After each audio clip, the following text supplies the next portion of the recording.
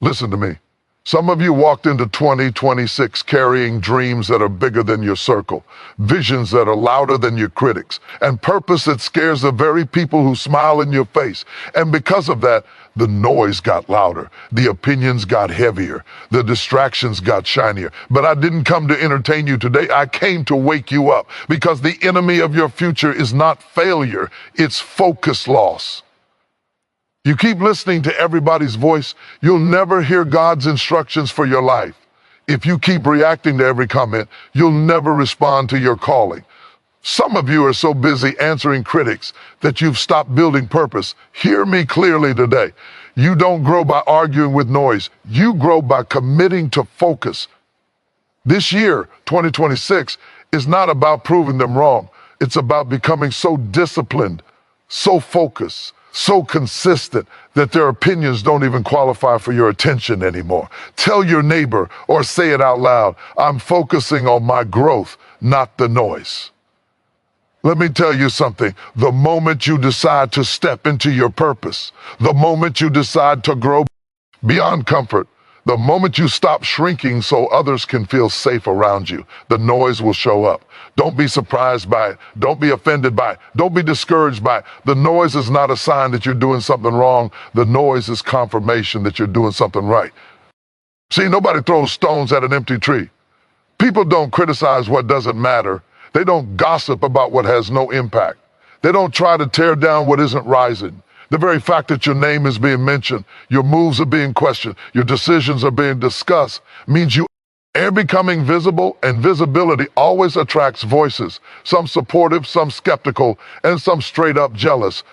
But hear me clearly, noise is the price you pay for potential. Some of you thought that if you stayed humble, stayed quiet, stayed kind, people would always understand you. But growth doesn't come with universal applause. Elevation doesn't come with unanimous approval. The higher you go, the thinner the air gets, and the fewer people can breathe where you're headed. So when they start talking, when they start doubting, when they start misinterpreting your intentions, don't internalize it. That's just the sound of your life outgrowing their understanding. Let me push this deeper. The noise often comes from people who had access to the old version of you, but are threatened by the new one. They were comfortable when you were predictable. They were fine when you played small. They clapped when you stayed in your lane. But the moment you started thinking bigger, praying harder, working smarter, and dreaming louder, something shifted, not in you, but in them. And instead of adjusting their mindset, they adjusted their mouth. You've got to understand this. Not everyone who speaks about you is qualified to speak into you. Some people are spectators trying to coach a player who's actually in the game. They see the highlight, but they didn't feel the grind. They see the progress, but they didn't survive the process. So their commentary is loud, but it's not informed. And if you let uninformed voices shape informed decisions, you will sabotage your own destiny. The danger is not the noise itself.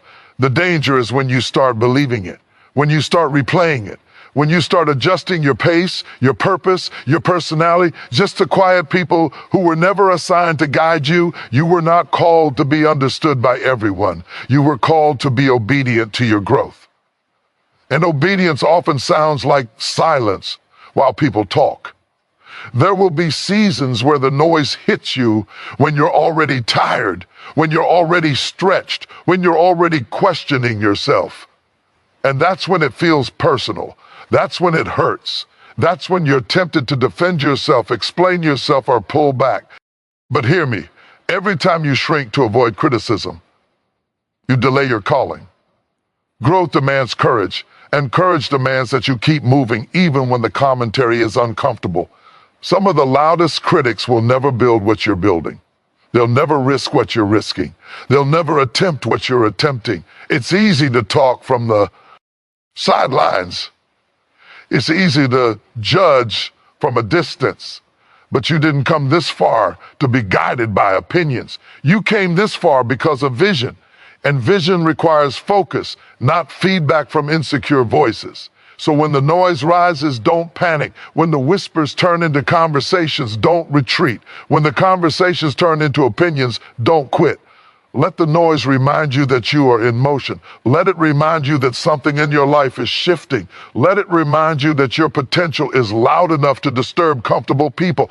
You are not behind. You are not doing too much. You are not changing for the worse. You are evolving. You are expanding. You are stepping into rooms your old self could never survive in. And with every new level comes a new level of noise. That's the toll. That's the cost. That's the price of becoming who you were always meant to be. So don't waste your energy fighting the noise. Use that energy to build anyway, grow anyway, show up anyway, because one day the same noise that tried to distract you will be forced to acknowledge your results. And by then, you won't need their approval because your growth will be speaking louder than they ever could. Let me take you deeper, because this is where most people lose the battle and never even realize a war was happening. Distraction doesn't come dressed like destruction. It comes dressed like opportunity. It comes sounding reasonable. It comes smiling. And that's why it's the enemy's favorite weapon, because it doesn't attack you head on. It pulls you off course quietly. Distraction doesn't need to destroy your life if it can just delay it. It doesn't need to break you if it can keep you busy. It doesn't need to stop your progress if it can scatter your focus.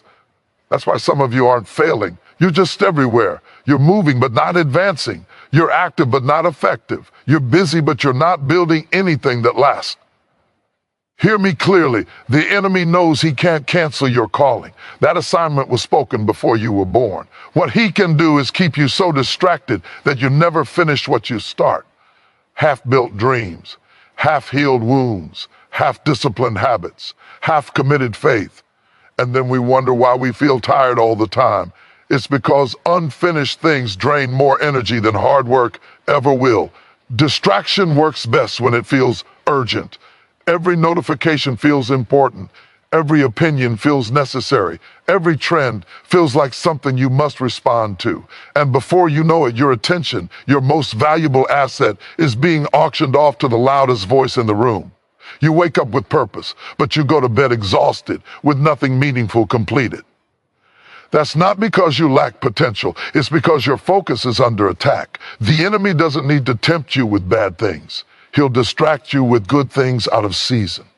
Opportunities that look right but aren't aligned. Are relationships that feel comfortable but don't challenge your growth. Conversations that entertain you but don't elevate you. And if you say yes to everything, you will say no to the one thing that actually matters. Some of you have been wondering why your prayers feel unanswered, why your vision feels blurry, why your motivation feels unstable. It's not that heaven is silent, it's that your life is too noisy to hear direction. Focus is how clarity is born, and when focus is broken, confusion takes its place. Let me say this plainly. Not every door that opens is God. Not every invitation is instruction. Not every platform is purpose. You need discernment in this season, because distraction will always masquerade as progress. You'll feel productive while actually drifting. You'll feel validated while slowly losing discipline. And discipline, not talent, is what carries you where motivation cannot. The enemy studies your patterns. He knows when you're tired. He knows when you're emotional. He knows when you're insecure. And he introduces distraction at the exact moment you're most vulnerable. Right when you decide to get serious, here comes the scroll. Right when you commit to growth, here comes the drama. Right when you step into discipline, here comes the shortcut. It's strategic. And if you're not intentional, you'll mistake sabotage for coincidence. Distraction doesn't announce itself as danger. It whispers, just 5 more minutes. It says, you can do it tomorrow. It convinces you that consistency can wait. And one delayed day becomes a delayed year. One ignored habit becomes a missed season. And suddenly you're looking back wondering where the time went, when the truth is your focus was stolen piece by piece. But here's the shift, and this is where your power comes back. You don't defeat distraction by willpower alone. You defeat it by decisions. Decisions about what you will give your attention to. Decisions about what you will no longer entertain. Decisions about boundaries, because anything that consistently steals your focus is too expensive to keep You have to learn how to sit with discomfort without escaping into distraction. Growth is quiet, discipline is boring, consistency is repetitive, and distraction offers excitement without results. That's why so many people choose it. But you are not so many people. You were called to build something that requires depth, not dopamine. The moment you reclaim your focus, your life will accelerate. What used to take months will take weeks. What used to feel heavy will feel aligned. Not because life gets easier, but because your energy is no longer divided. Focus multiplies effort. Distraction multiplies exhaustion. So guard your attention like your future depends on it, because it does. Stop letting the enemy rent space in your mind for free. Stop responding to everything. Stop reacting to everyone. Your destiny is too valuable to be interrupted every 5 seconds. You don't need more time. You need more focus. And the moment you choose it, distraction loses its power, and growth finally has room to breathe. Let me speak to the part of your journey that nobody likes to talk about. The season that doesn't come with applause. The chapter that doesn't get posted. The phase where it feels like everybody else is moving and somehow you've been left alone. This is the season of isolation, and if you misunderstand it, you'll resent it. But if you recognize it, you'll realize it's not punishment, it's preparation. Isolation is not abandonment, it's alignment. It's the moment life pulls you away from the crowd so it can speak to you without interruption. Growth requires space. You cannot become something new while constantly surrounded by everything old. There are habits that can only be broken in silence. There are thoughts that can only be reprogrammed when the noise dies down. There are versions of you that cannot survive the next level. And isolation is how they are gently and sometimes painfully stripped away. Some of you thought you were losing people, but what was really happening is that your assignment was getting heavier. And not everyone can walk with you when the weight increases. When responsibility grows, access must shrink. That's not arrogance, it's wisdom. You don't take everybody into the operating room. You don't invite spectators into a birthing process. And you don't carry your future around people who are still emotionally attached to your past. Isolation feels uncomfortable because it exposes you. There's no crowd to hide in, no applause to distract you, no validation to prop you up. It's just you and the truth. Your discipline, your motives, your fears, your consistency. And that's exactly why it's necessary. Because before you can lead others, you must learn how to lead yourself. And self-leadership is forged in lonely places. This is where character is built. Not when people are watching, but when nobody is. This is where you learn whether you're driven by purpose or addicted to approval. When the invitations slow down, when the messages get shorter, when the support feels distant. That's when you find out if you believe in your vision enough to keep going without an audience. Let me tell you something powerful. The people who are meant to meet the future version of you cannot come from the season you're leaving. Isolation creates the space for new connections, new capacity, new confidence. But you can't fill your hands with what's next if you're still gripping what's familiar. And familiarity is often the greatest enemy of growth. In isolation, God teaches you how to hear direction without confirmation, how to move without applause, how to trust process over popularity. And that's a hard lesson because we like feedback, we like reassurance, we like to know we're doing the right thing. But faith grows strongest when it doesn't need constant affirmation to survive. Some of you are fighting isolation because it feels like rejection. You're asking, why am I not invited anymore? Why am I not included? Why do I feel unseen? But what if this is the season where you're being hidden so you can be strengthened? What if you're not being pushed out, but being pulled aside? Isolation sharpens your focus. When the room empties, distractions lose their grip. You start to see clearly what matters and what doesn't. You realize how much energy you were spending managing relationships that were never assigned to your future. You discover how powerful your thoughts can be when they're not constantly interrupted. And slowly, quietly, you begin to grow in ways no one can take credit for. This is also the season where you build discipline, not because someone is watching, but because you're committed to becoming who you said you would be. You wake up when it would be easier to sleep in. You work when no one is clapping. You pray when it feels silent. You show up when quitting would be justified. And that's where strength is born. Not the loud kind, but the unshakable kind. Isolation teaches you to enjoy your own company, to trust your own judgment, to sit with your own thoughts without needing escape. And that's a dangerous thing in the best way, because once you know how to stand alone, you stop settling for company that compromises your growth. Let me be clear, isolation is a season, not a sentence. It's not forever, but it is necessary. And if you rush out of it too soon, you'll carry unresolved patterns into the next level. You'll attract the same relationships in different bodies. You'll repeat cycles that were meant to end here. So don't rush this. Don't numb it. Don't escape it. Let it do its work. Let it refine you. Let it mature you. Because when you come out of isolation, you won't just be more skilled. You'll be more stable, more grounded, more secure. And when the doors open again, you'll walk through them with clarity instead of confusion. Isolation is not where you lose people. It's where you find yourself. And once you do, you'll realize this lonely season was the very thing that made your next level possible. Let me speak plainly, because this truth will save you years of frustration and unnecessary pain. Just because someone has an opinion does not mean it deserves access to your spirit, your decisions, or your direction. Everybody has a voice, but not every voice deserves a vote in your life. And if you don't learn this early, you will spend your future trying to satisfy people who were never assigned to steward it. We live in a time where opinions are everywhere. Everybody is talking. Everybody is reacting. Everybody feels entitled to comment on your choices, your pace, your progress, your calling. And if you're not careful, you'll start treating all voices as equal. You'll start weighing criticism from people who have never built anything against counsel from people who have paid the price to grow. And that imbalance ants will quietly sabotage your confidence. Here's the danger. The loudest voice is rarely the wisest one. Volume is not authority. Confidence is not credibility. Just because someone sounds sure does not mean they're correct. Some people speak from experience. Others speak from insecurity. Some speak from wisdom. Others speak from woundedness. And if you don't develop discernment, you'll take direction from people who are still bleeding from battles you've already survived.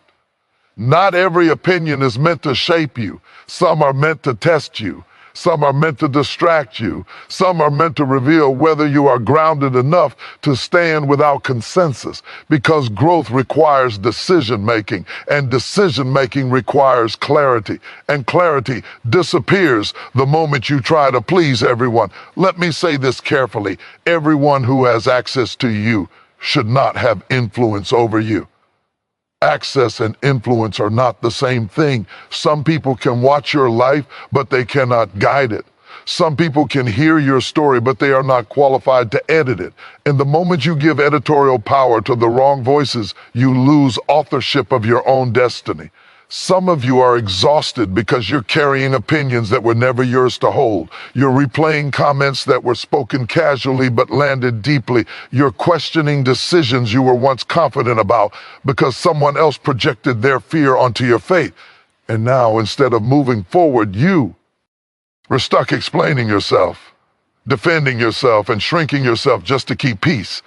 But peace at the cost of purpose is too expensive. You have to understand, people judge from their level of courage. They advise from their level of healing. They critique from their level of discipline. So when someone tells you that's too risky, what they may really mean is I was too afraid. When they say be realistic, they may be confessing their own limitations. And if you adopt their perspective, you'll inherit their ceiling. This doesn't mean you reject all feedback. It means you filter it. Wisdom comes from listening to people who are where you're trying to go, or at least respect the journey you're on. People who have nothing to lose by your success will rarely support your growth, but people who understand sacrifice, discipline, and delayed gratification will speak in ways that stretch you, not shrink you. You don't need a large circle of voices. You need a qualified one.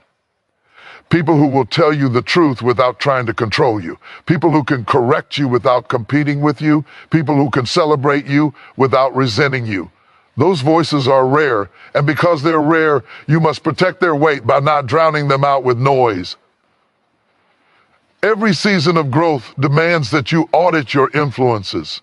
Who do you listen to when you're tired? Who do you call when you're unsure? Who shapes your thinking when you're discouraged?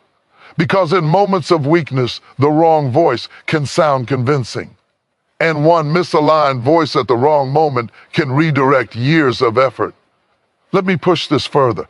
Some people only support you when your growth doesn't threaten their comfort. They clap as long as you don't change. They encourage you as long as you don't outgrow them. But the moment your vision expands, their support shrinks. That's not love, that's control. And control always disguises itself as concern. You don't owe everyone an explanation. You don't owe everyone access. You don't owe everyone agreement. Maturity is knowing when to listen and when to stay silent. Strength is trusting your preparation over public opinion. And growth is learning how to stand firm even when misunderstood. Here's the truth that will free you. You can be respectful without being influenced.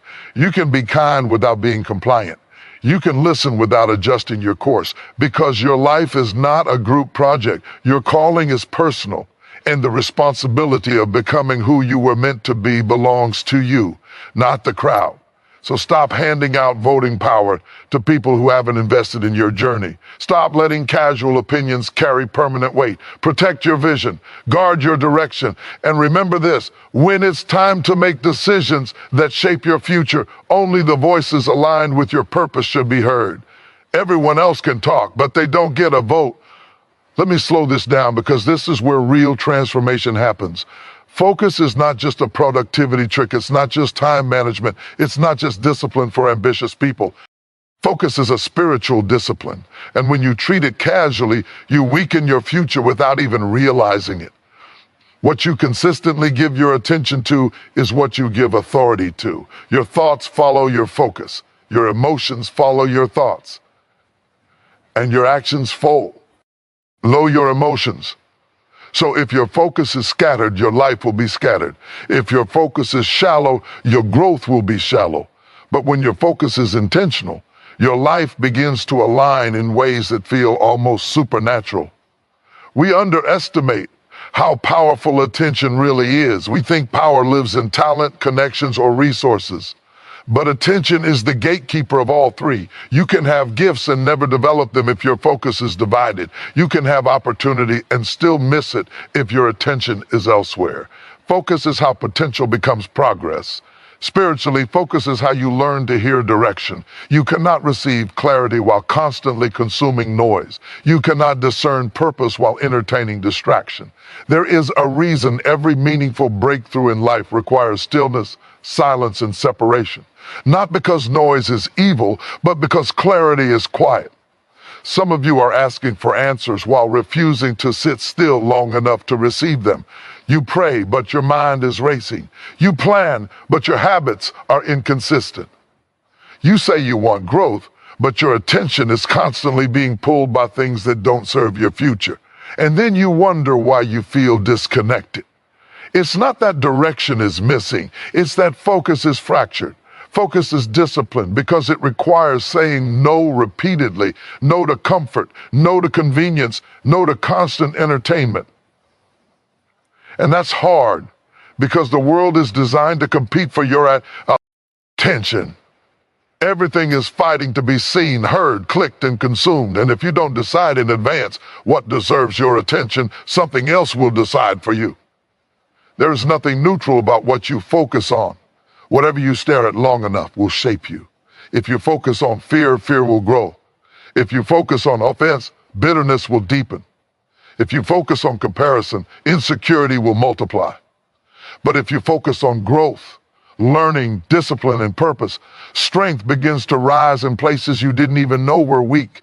Spiritually mature people don't just manage their time, they manage their attention. They understand that energy flows where focus goes. They guard their mornings. They protect their thinking. They are intentional about what voices they allow into their inner world, not because they are arrogant, but because they are responsible. Focus also reveals what you truly value. You can say you want growth, but your focus tells the truth.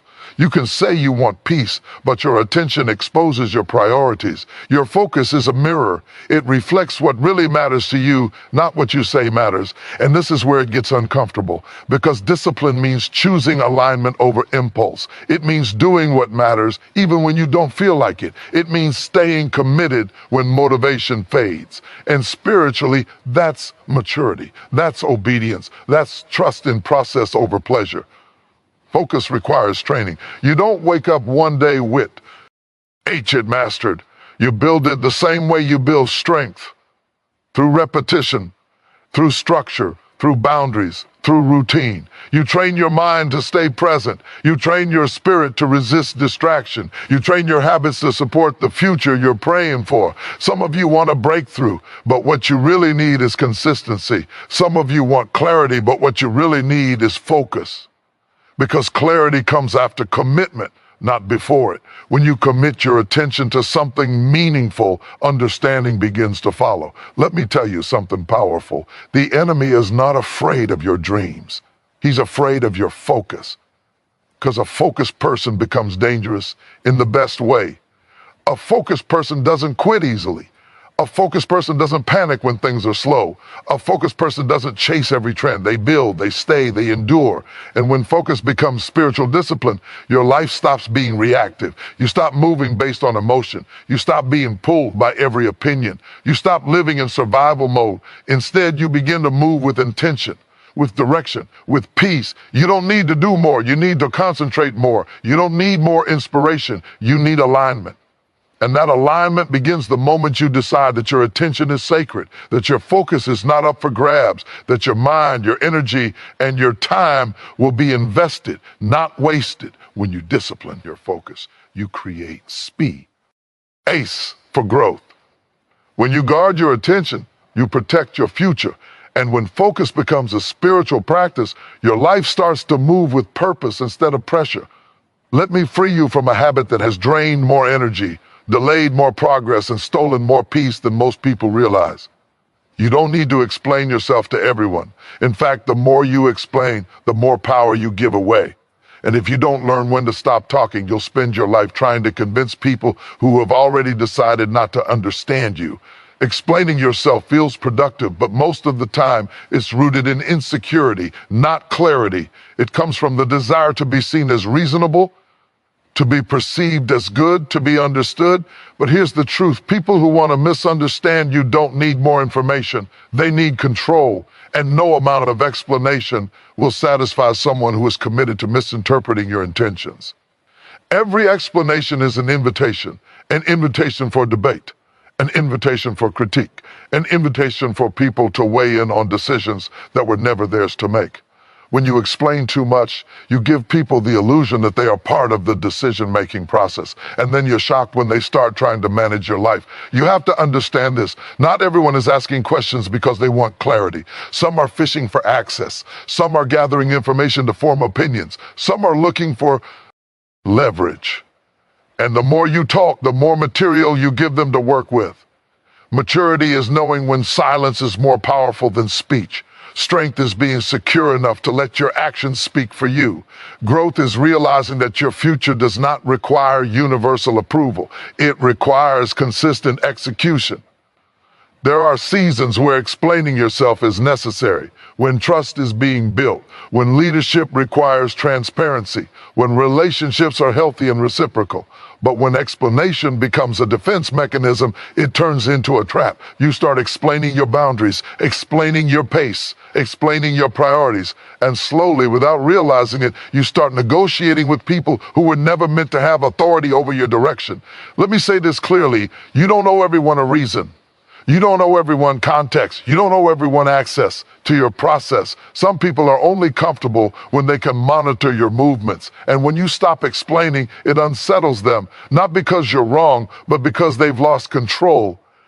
Explaining yourself also keeps you tied to the past. You're constantly referencing old decisions, old mistakes, old versions of yourself, just to justify where you are now. But growth requires release. You cannot move forward while dragging explanations behind you. At some point, you have to let your evolution stand on its own. And here's the part most people don't like to hear. Explaining yourself too much delays results. Because while you're talking, someone else is building. While you're clarifying, someone else is executing. While you're defending your vision, someone else is living theirs. Results silence conversations that explanations never could. People don't need to understand your journey to respect your outcome. They don't need to agree with your choices to acknowledge your growth. When you produce consistent results, the questions change, the doubts fade, the conversations stop.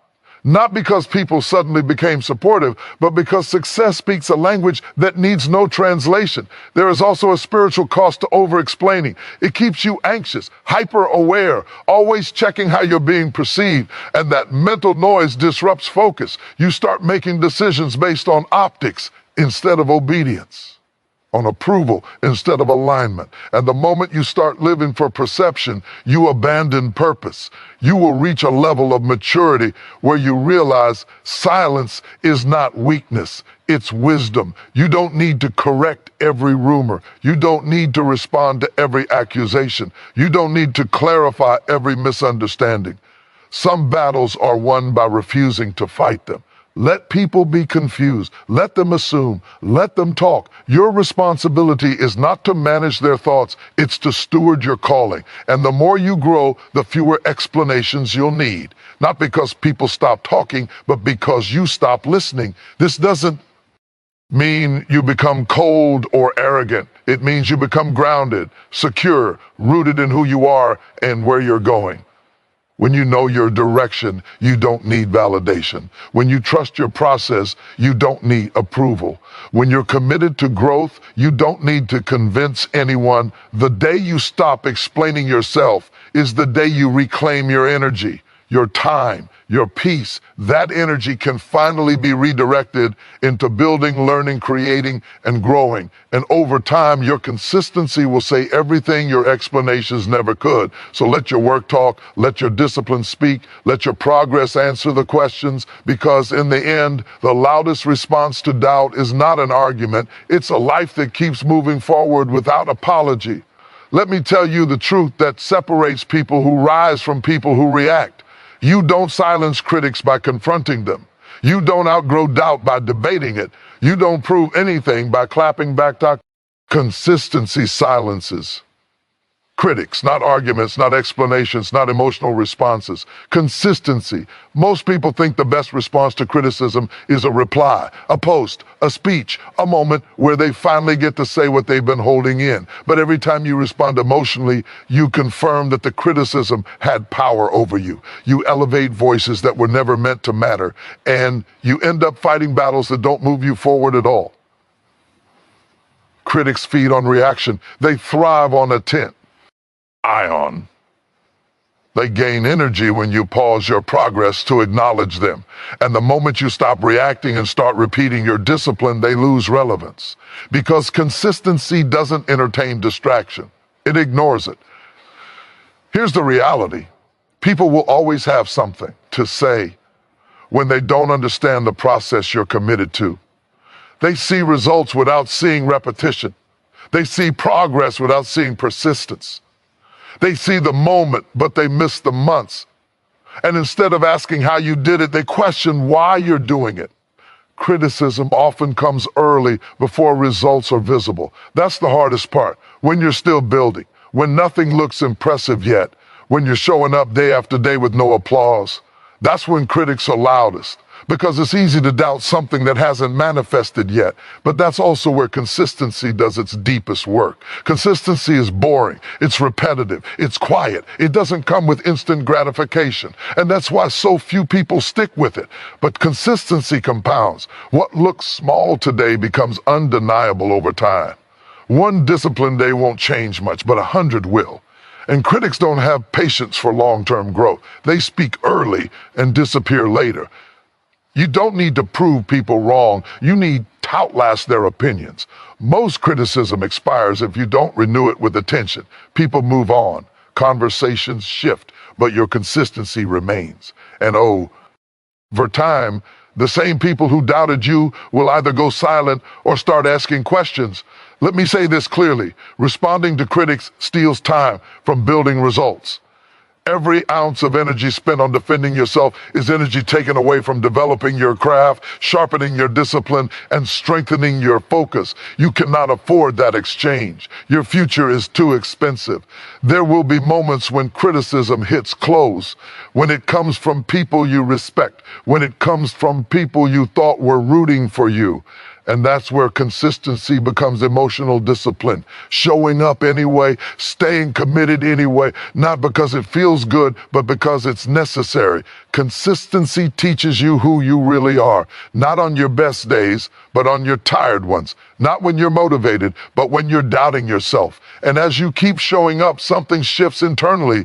You stop needing external validation. You start trusting the process. You become grounded. Critics speak from a snapshot. Consistency speaks from a timeline. They judge a moment. You build a legacy. And legacies are never formed in response. They're formed in repetition. There's also something humbling about consistency. It keeps you focused on the work, not the noise. It reminds you that growth is earned, not announced. That progress doesn't need commentary. That excellence is quiet until it's undeniable. Over time, consistency changes the conversation. What started as doubt turns into curiosity. What started as criticism turns into respect. Not because you demanded it, but because your results forced it. And even if respect never comes, you still win because you became disciplined enough to succeed without it. Some of the people criticizing you today won't even be around long enough to see the outcome. Opinions change, crowds shift, but consistency remains loyal. It shows up when nobody else does. It stays when excitement fades. It carries you when motivation disappears. So stop trying to silence critics with words. Let your habits speak. Let your routines answer. Let your progress respond. Because time has a way of revealing who is serious and who is just talking. And when your consistency finally produces results, you won't feel the need to say anything. The silence will be loud enough. Let me tell you something most people don't want to accept. Growth is uncomfortable by design. If it were easy, everyone would be doing it. If it felt good all the time, it wouldn't change you. Growth stretches you beyond what's familiar, and anything that stretches will feel tight before it feels strong. Discomfort is not a signal to stop. It's a signal that something in you is expanding. But we've been conditioned to avoid discomfort, to escape it, to numb it. And because of that, many people retreat the moment growth asks them to sit in something unfamiliar. They mistake discomfort for danger, when in reality it's development. Growth will confront your habits. It will challenge your identity. It will question your comfort zones. And when that happens, your first instinct will be to go back to what feels safe. Safe routines, safe relationships, safe thinking. But safety is not the same as progress. And if you choose comfort over growth, you choose familiarity over fulfillment. There will be seasons where growth feels lonely, where the people you used to relate to no longer understand you, where conversations feel shallow because your mindset has shifted. That's not arrogance. That's evolution. You're not better than anyone, but you are becoming different. And difference creates distance before it creates direction. Discomfort also shows up as resistance. Resistance to discipline, resistance to change, resistance to accountability. And that resistance is internal before it's external. Part of you wants to grow, but part of you wants to stay the same. And the part that wants comfort will always argue louder in the beginning. Growth will ask you to do things you don't feel ready for, to show up when you don't feel confident, to speak when your voice shakes, to move forward without certainty. And that's where courage is formed, not in certainty, but in obedience to the next step. You will question yourself in this process. You will wonder if you're making the right decisions. You will feel moments of self-doubt. That doesn't mean you're failing. It means you're learning. Confidence doesn't come before growth. It comes as a result of surviving it. What makes growth painful is not the work, it's the shedding, letting go of old identities, old patterns, old coping mechanisms, old versions of yourself that once protected you, but now limit you. And letting go always hurts, even when what you're releasing no longer serves you. Some of you are uncomfortable because you're being stretched into leadership. Responsibility always comes with weight, and weight always builds strength. But before strength shows up, strain does. You feel pressure, expectations increase, margin decreases, and that pressure reveals what's really in you. The mistake is thinking discomfort means something is wrong. The truth is, discomfort often means something is finally right. You're no longer stagnant. You're no longer settling. You're no longer numb. You're engaged in the process of becoming. Avoiding discomfort delays growth. Escaping it repeats cycles. Numbing it creates stagnation, but embracing it, leaning into it, transforms you.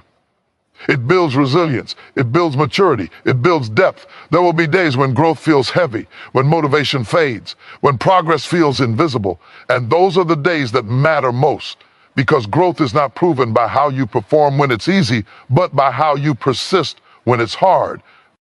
You don't need to enjoy every part of growth. You just need to stay committed to it.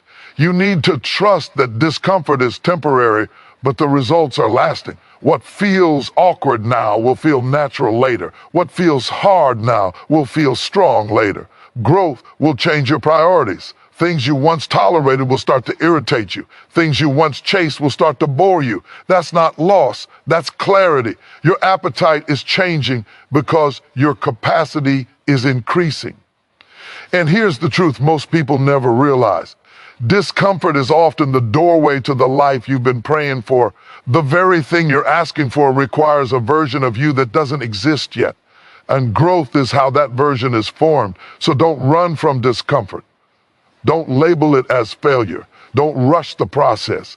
Sit in it. Learn from it. Let it teach you. Because what feels uncomfortable today is building the strength you'll need tomorrow.